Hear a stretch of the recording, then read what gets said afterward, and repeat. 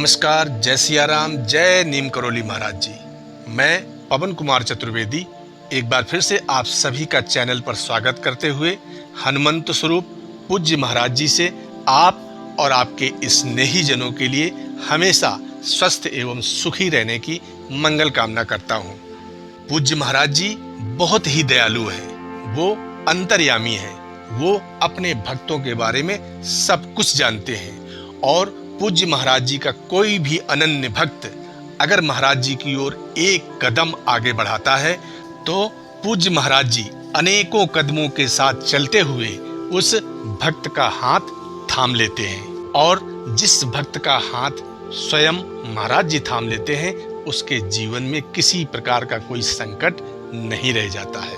उसके सारे काम सफल होने लगते हैं, उसके सारे काम बनने लगते हैं। पूज्य महाराज जी को कलयुग का हनुमान भी कहा जाता है और इसलिए जो हनुमान जी की शरण में आ जाता है तो हनुमान चालीसा स्वयं कह रही है, क्या सब सुख लहे तुम्हारी सरना, तुम रक्षक काहू को डरना। मतलब हे हनुमान जी, आपकी शरण में जो आते हैं वे सभी आनंद प्राप्त करते हैं।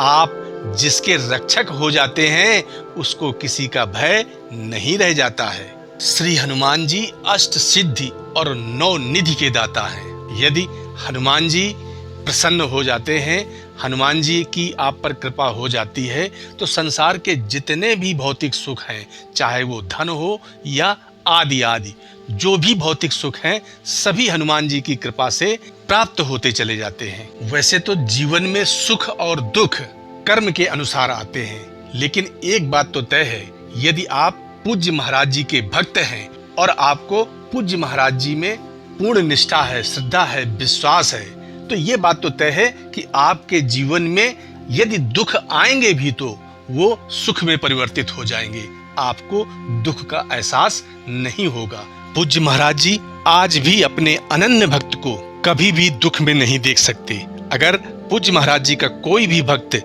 दुखी है, निराश है, परेशान है तो महाराज जी अवश्य आज भी उस भक्त की पुकार सुनते हैं और उस भक्त का दुख और कष्ट दूर करते हैं।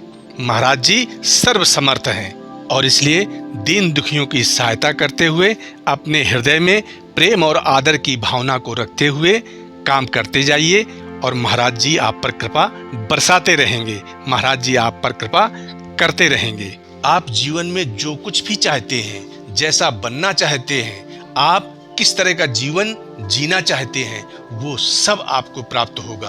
बस उसके लिए आपको अपनी विचारधारा को बदलना होगा, अच्छी और सकारात्मक सोच को अपनाना होगा और जब आप अच्छे, सर्वोत्तम एवं सकारात्मक विचारों को अपने मन में स्थान देते हैं और सदैव अपने स्वयं के बारे में अच्छा सोचते हैं और साथ ही साथ दूसरों के बारे में भी आप अच्छा सोचते हैं तो पूज्य महाराज जी की कृपा से आपके जीवन में सब कुछ अच्छा ही होने लगता है। आप जो कुछ भी चाहते हैं वो सब चीजें आपको महाराज जी की कृपा से प्राप्त होने लगती हैं। आप अपने स्वास्थ्य के बारे में सदैव अच्छा सोचें, अच्छा अनुभव करें। अपनी आर्थिक स्थिति के बारे में सदैव अच्छा सोचें, अच्छा अनुभव करें और जो कुछ भी आपको प्राप्त है उन सब चीजों के लिए ईश्वर का धन्यवाद प्रकट करें, बार बार आभार प्रकट करें और जब आप ऐसा कर पाते हैं तो वह ईश्वर आपको और बहुत कुछ देने के लिए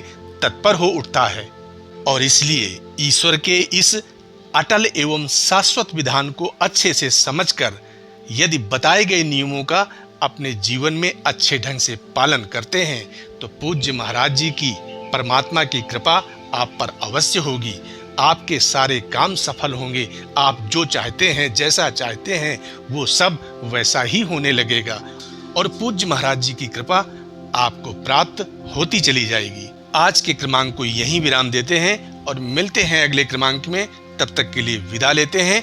नमस्कार, जय सिया राम, जय नीम करोली महाराज जी।